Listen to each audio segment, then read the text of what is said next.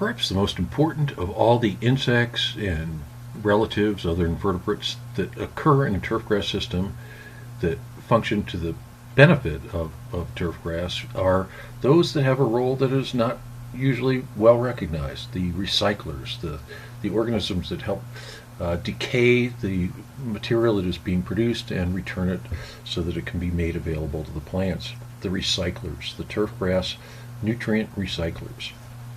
So the animal life associated with turfgrass involves species that have many ecological roles, and we've talked about those that feed on plants, which include the plant pests, as well as the predators and parasitoids of these that help manage them and keep their numbers down. But the great majority of organisms that are found in a lawn or other turfgrass site have a different role. They're a scavenger of plant material or dead animal material, or they feed on fungi and help accelerate nutrient cycling.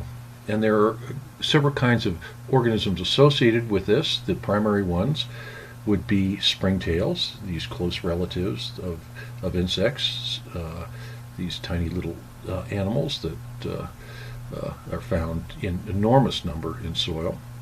A kind of mite, a group of mites. Certain kinds of fly larvae are quite common in lawns and other turf settings.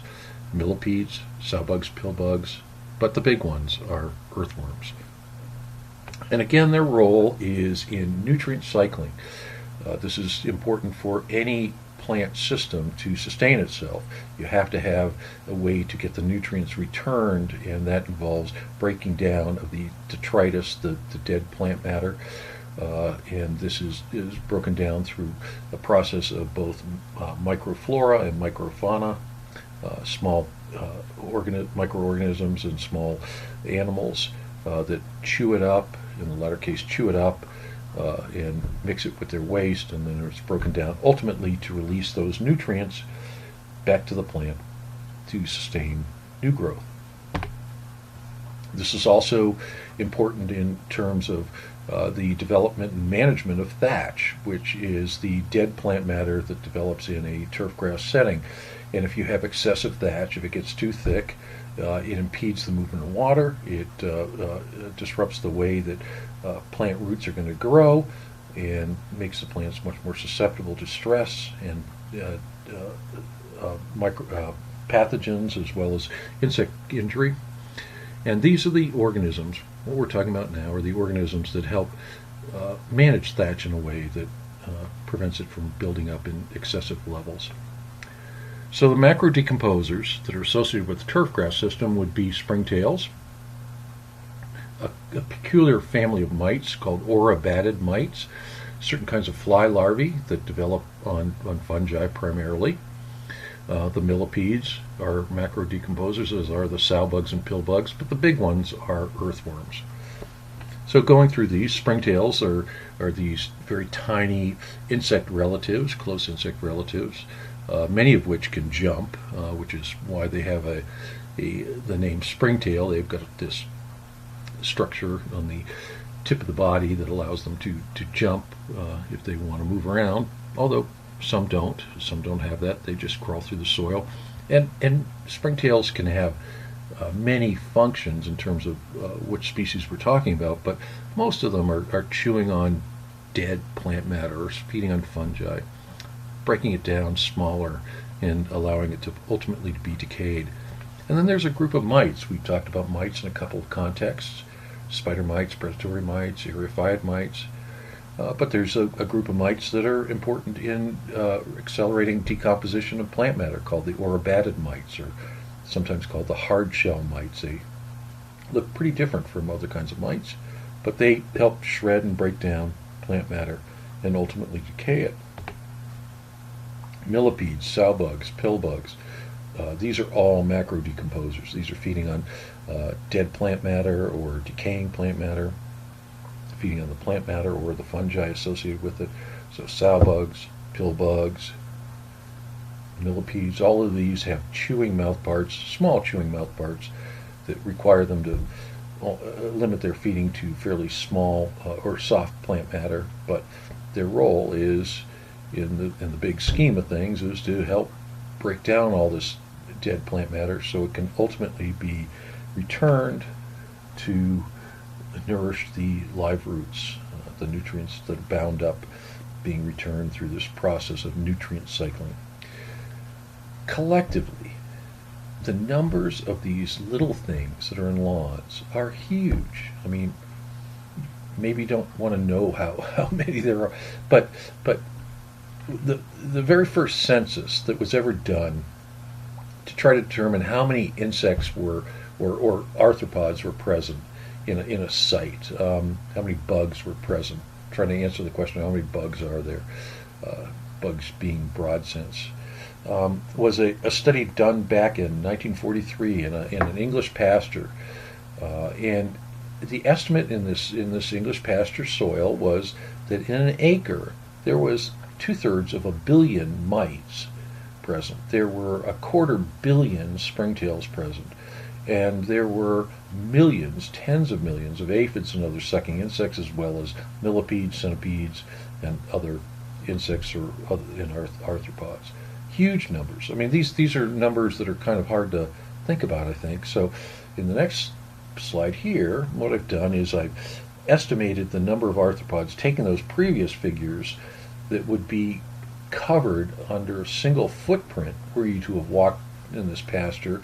If you had a size 9 Converse high top sneaker that you were wearing, and every footprint would cover 3,300 mites, 1,200 springtails, 360 or so aphids and other sucking insects in the system, and 400 other bugs, broad sense.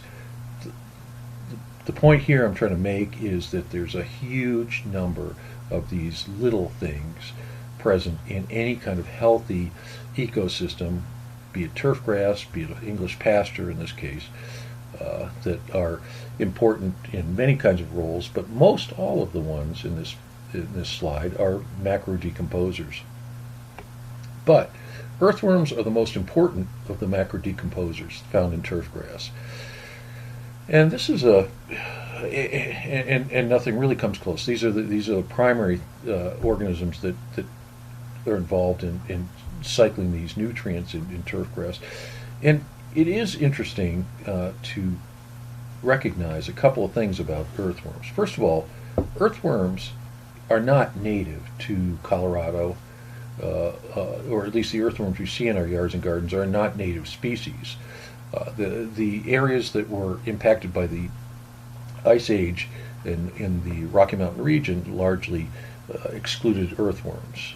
So earthworms that are found in a garden, earthworms that are found in a lawn, you can almost without any exception in this part of the country know that they are a species that is not native here. It's a European species. And European species dominate throughout North America now. They were brought over incidentally with plant matter and soil and have spread widely. So almost any earthworm you would find in much of the country, and essentially any earthworm you'd find in the Rocky Mountain West region is a European species. It wasn't here 150 years ago. About 5 species are most common. And there are many areas of the state, there are many areas of the western U.S. that don't have earthworms. They haven't had them since the last ice age, if not longer. Now, when we talk about earthworms, they are often described by where they feed, and there are earthworms that feed at different sites. So some, let's look at the upper right here, epigeic species. These are ones you might find mostly, say, in a forest setting, underneath the fallen leaf litter in a moist forest. And these do not make a burrow. They just kind of tunnel through the dropped leaf matter and chew on the decaying leaves and help break it down. Then there are those that are endogeic, and these are feeding in the topsoil. They make extensive burrows, occasionally come to the surface. They're not huge in size, but they can be 3-4 inches long. Generally, they're not highly pigmented because most of the time they spend underneath the ground, but they do come to the surface to produce castings, the waste they produced at the surface from time to time. But they do a lot of extensive tunneling. And then there's the anessic species, and these ones make a permanent burrow, make a vertical burrow, and then come out at night and then surface feed on material that's on the surface of the soil, pull it into their tunnel, and then feed on it within the tunnel. Again, voiding their waste at the surface, at the area where the tunnel exits. So we see different kinds of earthworms having different ecological roles. One earthworm that a lot of people have thought about, or maybe even cultured themselves, are red wrigglers, Icenia fetida, which is a species used for vermicomposting. This is an epigeic species. This is a species that lives on the surface of the soil, and it lives on the surface of a worm bin as well. These are not ones that tunnel into the plant. These are into the soil. Excuse me. These are not the ones that help mix the soil, but others do, and ones that will tunnel into the soil will periodically come to the top of the surface and void the excess waste in the form of earthworm castings. And people might see these castings and wonder where they came from. These are the waste material that has been voided from an earthworm. Usually these are incorporated below ground, but sometimes they're produced above ground, and we'll see these as little lumps. And they're highly nutrient rich, and they're a mixture of topsoil as well as the plant matter that has been broken down, and the microorganisms associated with them. Now, there are earthworms and earthworms in a lawn, and perhaps the best known of the earthworms is one we call a nightcrawler. This is the largest of the earthworms, Lumbricus terrestris. It is an anessic species, meaning that it makes a semi-permanent burrow. So it's going to make a burrow that will go down well more than a foot often, and it will stay down there during the daytime and come out when conditions are favorable for it to feed and collect from the surface plant matter that will later feed on. So it's going to have a semi-permanent burrow, and they are going to forage on the surface and mate at night on the surface at night. So what we have here are a pair of two, in the upper left, a pair of two night crawlers, each of them extended from their burrows, exchanging gametes for mating. And the area around each of those burrows is going to be searched by these worms, and they'll pull in the various whatever is available for plant matter and then feed on it. The picture on the lower right is a burrow that shows little sticks sticking out of the soil surface.